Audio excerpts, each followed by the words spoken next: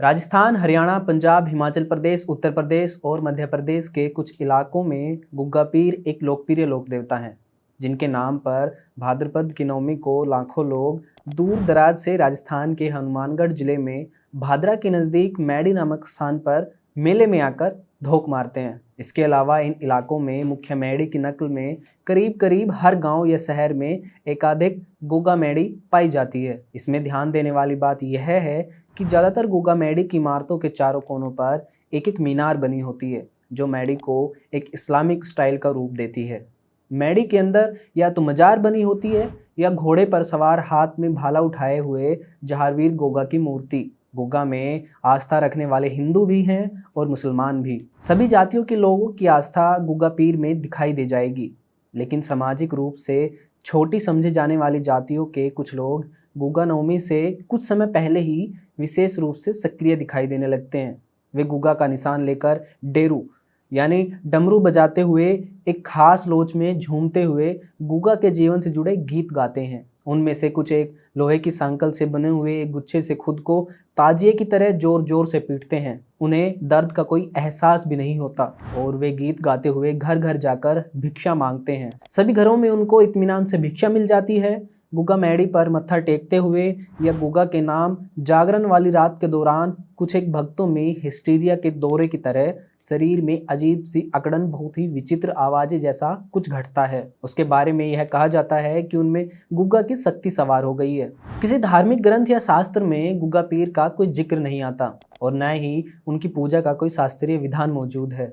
फिर भी सदियों से गुग्गा पीर लोगों का एक हिस्सा रहा है। आइए हम आपको गुग्गा पीर की मूल कहानी की ओर ले चलते हैं। राजस्थान के हनुमानगढ़ जिले में ददरेवा के राजा जेवर को अपनी दोनों रानियों बाछल और काछल से कोई औलाद नहीं थी। निराश होकर रानी बाछल ने नाथ जोगी गुरु गोरखनाथ के सामने पुत्र की कामना रखी। गुरु गोरखनाथ ने एक सुबह उसे बुलाया, लेकिन यह बात का काछल को पता लग गया। काछल अपनी बहन जैसे कपड़े पहनकर उससे पहले ही बाछल के रूप में गोरखनाथ से जौ के 2 दाने ले आई। जब बाछल वहां पहुंची तो उसे निराशा हाथ लगी, क्योंकि गुरु गोरखनाथ तो अपना आशीर्वाद पहले ही दे चुके थे। बहुत मान मनोबल के बाद गुरु गोरखनाथ पाताल लोक से नागों के राजा वासुकी के जहर की जुगाली को गुग्गा के रूप में रानी बाछल को देते हैं। इस तरह से अब दोनों बहनें गर्भवती हो जाती है। राजा जेवर की बहन सबीर दे को जब इस पूरी कहानी का पता लगता है तो वह रानी बाछल पर जोगी के साथ वह विचार का लांछन लगाकर उसे अपने पैतृक परिवार में भेजने का राजा जेवर से आदेश दिलवा देती है।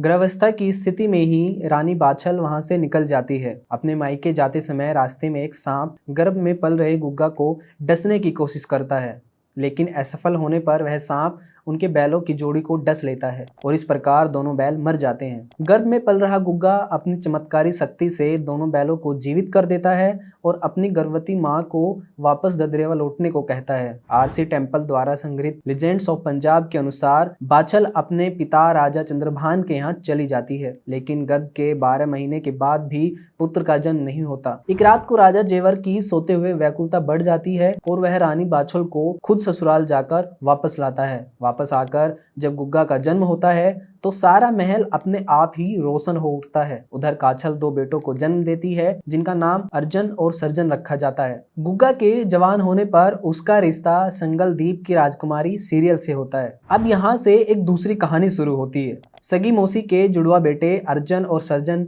न केवल जायदाद में हिस्सा मांगते हैं, बल्कि सीरियल पर भी अपना हक जताने की कोशिश करते हैं। इसके जवाब में गुग्गा दोनों भाइयों के सिर धड़ से अलग करके अपनी मां बाछल को पेश करता है। ये देखकर बाछल रोते हुए गुग्गा को आइंदा से अपना चेहरा ना दिखाने की बात कहती है, लेकिन बाछल के परेशान करने पर सीरियल उसे बता ही देती है कि गुग्गा हर रात उसके पास मिलने के लिए आता है। एक रात को पहरा देते हुए बाछल गुग्गा के घोड़े की लगाम पकड़ लेती है और ऐसे में अपनी मां को अपना चेहरा ना दिखाने के संकल्प के अनुसार गुग्गा अपने घोड़े समेत जमीन में समा जाता है। इस बार धरती उसे जगह दे देती है, क्योंकि वह तब तक 2.5 कलमा पढ़कर मुसलमान हो चुका है। लीजेंड्स ऑफ पंजाब के अनुसार गुग्गा हाजी रत्न के पास जाकर कलमा पढ़कर मुसलमान हुआ था। गुग्गा पीर की इस मूल कहानी के कई तर्जुमे हैं। कभी गुग्गा पीर को एक बड़े इलाके के प्रतापी राजा के रूप में प्रस्तुत किया जाता है।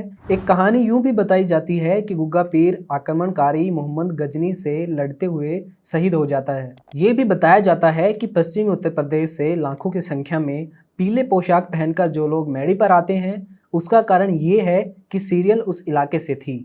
ऐतिहासिक रूप में गुग्गा की पुश्तों में से ददरेवा के ही राजा मोटेराव चौहान का बेटा करमचंद फिरोज शाह तुगलक के शासन के दौरान मुसलमान बनकर कायम खान के नाम से हांसी हिसार का नवाब रहा और उसकी पुश्तें 18वीं शताब्दी के मध्य तक झुंझुनू, चुरू और मुख्य रूप से फतेहपुर शेखावटी में कायम खानी चौहान के नाम से जागीरदार बनी रही। जान कवि ने सन 1691 में लिखी अपनी पुस्तक कायम खानी रासा में कायम खां, जो कि करमचंद था, को गुग्गा पीर की करीब 12वीं पीढ़ी का माना है। मुख्य रूप से जब किसी भी जन आस्था के विषय को टटोला जाता है तो अध्ययन के केंद्र बिंदु कई प्रकार के हो सकते हैं, मसलन एंथ्रोपोलॉजिकल, सोशियोलॉजिकल, मिथक, चमत्कार, प्रतीक, सामाजिक आर्थिक वातावरण, सामाजिक मनोविज्ञान, सांस्कृतिक विकास, जातीय सामुदायिक डायनामिक्स इत्यादि। पीर या राजस्थान के अन्य लोक देवताओं के बारे में एक साझी समझ बनाने के लिए अलग अलग वैचारिक दृष्टिकोण से अनेक प्रयास किए गए, लेकिन इन सभी में से सबसे जरूरी औजार है ऐतिहासिक, राजनीतिक, सामाजिक और आर्थिक दृष्टिकोण। एक इंसान किन परिस्थितियों में लोकनायक बनता है और उसका लोकनायक से लोक देवता में बदलना, उसके बारे में समय के हिसाब से लौकिक, सामाजिक, सांस्कृतिक, मनोवैज्ञानिक जरूरतों के अलग तरह के मिथकों का सहज रूप में पैदा होते जाना, उसके प्रति आस्था, मान्यता और उनमें लगातार बदलाव इत्यादि के बगैर किसी भी लोक देवता को समग्रता में नहीं समझा जा सकता। गुग्गा पीर की मूल कहानी कई तरह की अफवाहों से घिरी हुई है, लेकिन उन तमाम अफवाहों के कुछ साझे प्रतीक हैं, जैसे कि राजा का निसंतान होना, संतान के लिए नाथ जोगी की सहायता, ननंद द्वारा लांछन लगाना, सगी बहन द्वारा संतान प्राप्ति के लिए स्वार्थी हो जाना, चमत्कारिक रूप से गर्भ धारण करना, गर्भ में होते हुए भी चमत्कार दिखाना, सांपों पर शक्तिशाली अधिकार और वगैरह वगैरह। पूरे प्रकरण में कई प्रतीकों और मिथकों का गहरा पुट है। यहाँ समाजशास्त्री और इंडोलॉजिस्ट वेंडी डोनिजर कहती है, वास्तविक घटनाओं और भावनाओं से प्रतीकों की उत्पत्ति होती है और उसी प्रकार प्रतीक भी घटनाओं और भावनाओं को पैदा करते हैं। मिलाजुलाकर एक ही प्रकरण में वास्तविक और प्रतीकात्मक दोनों का पुट संभव है। वह आगे कहती हैं, मिथक इतिहास के धुएं की तरह होते हैं और वे सामाजिक धरातल की अग्नि से उपजते हैं। मिथक और सामाजिक धरातल से कल्पित कथाएं पैदा होती हैं, तो कल्पित कथाएं भी सामाजिक परिवेश को प्रभावित करती रहती है। विश्वास सच्चे हो या झूठे तथ्य बन जाते हैं। सन 1857 का गदर इस विश्वास पर उबल पड़ा था कि कारतूसों में गाय और सुअर की चर्बी मिली। इन तमाम पक्षों पर समग्रता से विचार करके ही गुग्गा पीर और अन्य लोक देवताओं के बारे में कुछ संकेत किए जा सकते हैं। गुग्गा का जन्म किस साल में हुआ, यह अभी तक विवाद का विषय है। अफवाहों और ऐतिहासिक साक्ष्यों के आधार पर इतना तो दावे के साथ कहा जा सकता है, उस समय नाथ पंथ जनमानस में लोकप्रिय था। इस्लाम की सूफी परंपरा भी अपने पैर फैला चुकी थी। दोनों परंपराएं ब्राह्मणवाद के चौकटे से बाहर के समुदायों को आकर्षित कर रही थी। इस्माइली पंथ मुख्य रूप से अछूतों और अवर्णों को अपने दायरे में समेट रहा था। कितने ही मुसलमान नाथ जोगी बन रहे थे। इस प्रकार दोनों तरफ से आपसी घालमेल की प्रक्रिया सहज रूप से चल रही थी। गुग्गा और रामदेव जी को पीर के नाम से पुकारा जाना, उनकी कब्र होना, रामदेवरा में कब्रों का होना, मेघवालों और नाथों का मृत्यु के बाद दाह संस्कार की बजाय मुसलमानों की तरह दफनाया जाना एक सांझी परंपरा थी।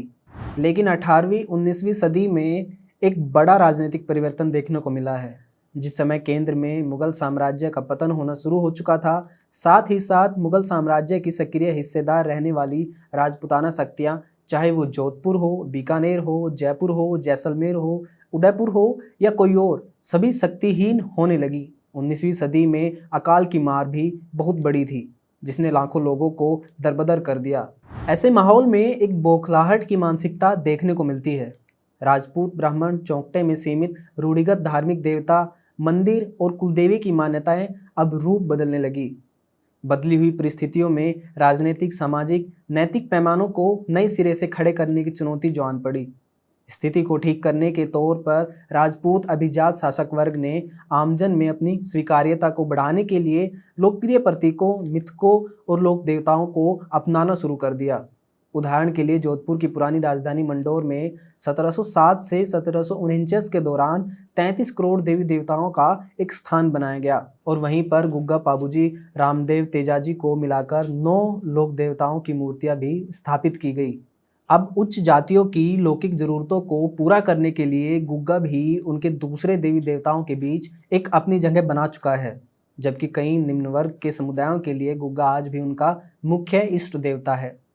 धीरे धीरे इन लोक देवताओं का भी ब्राह्मणीकरण हो गया, जिसे कुछ इस तरह से देखा जा सकता है। अब मुख्य गुग्गा मैडी में मेले के समय एक महीने के लिए ब्राह्मण पुजारी भी नियुक्त कर दिया गया है, जो पहले नहीं होता था।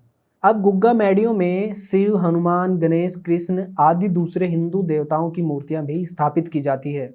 पारंपरिक रूप से निम्न वर्ग के भक्तों का स्थान ब्राह्मण पुजारियों द्वारा लिया जा रहा है। आरती, हवन, गणेश वंदना संस्कृत श्लोकों के माध्यम से उच्च वर्ण के यजमान अपना स्थान बना रहे हैं। पुराने साधारण थान की जगह अब गुग्गा पीर की मूर्तियां घोड़े पर सवार, हाथ में भाला उठाए हुए बहादुर राजपूत के रूप में आम हो गई है। गुग्गा के कैलेंडर और चित्र भी राजपूत योद्धा के रूप में छापे जा रहे हैं।